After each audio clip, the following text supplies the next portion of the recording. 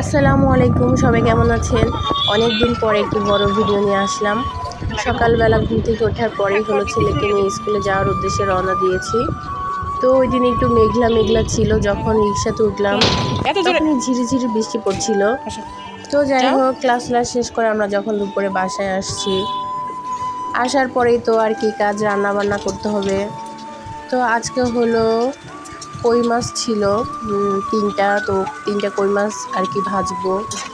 আর হলো রুই মাছ দিয়ে হলো, এটাকে কি বলে, আপনারা কি বলেন, কি তরকারি, ঝিঙ্গা তরকারি আর কি।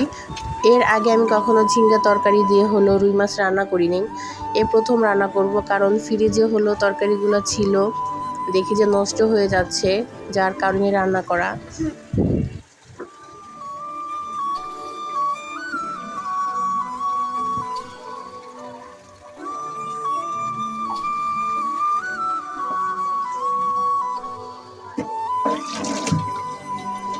আসলে অনেক ব্যস্ততার মধ্যে আমার এই দুপুরে রান্নাটা শেষ করতে হয়। আমি বেশিরভাগ সময় চেষ্টা করি সকালবেলা ছেলেকে যখন স্কুলে নিয়ে যাই তার আগেই রান্নাবান্না শেষ করার চেষ্টা করি। যেদিন আসলে রান্না করা হয় না, ওই দিন স্কুল থেকে আসার পরে আমার অনেক তাড়াহুড়ো লেগে যায়। তো আমার তরকারিগুলো রান্না করা শেষ প্রায়। আমি এখানে চাল ধুয়ে নিচ্ছিলাম, ভাত রান্না করব। যদিও আগের কিছু ভাত আছে, কিন্তু গরম ভাতটা রান্না করে আমার ছেলেকে খাওয়াবো। আসলে আমরা মায়েরা যত কষ্টই হয় না কেন, ছেলে মেয়েদেরকে বা প্রিয় মানুষগুলোর জন্য সবসময় ফ্রেশ ফ্রেশ রান্না করা বা ভালো জিনিসটা দেওয়ারই চেষ্টা করি।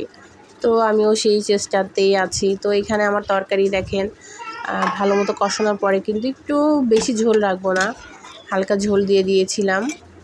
তো তরকারি নামানোর আগে হলো আমি একটু জিরার গুঁড়া দিয়ে নিয়েছিলাম। এইটা না দিলে তো আমার তরকারি একদম ভালোই লাগে না।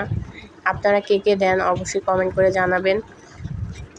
তো চেষ্টা করব সামনে আরও সুন্দর মতো ভিডিও বানিয়ে আপনাদের সামনে প্রেজেন্ট করার জন্য। তো এই পর্যন্ত সবাই ভালো থাকবেন।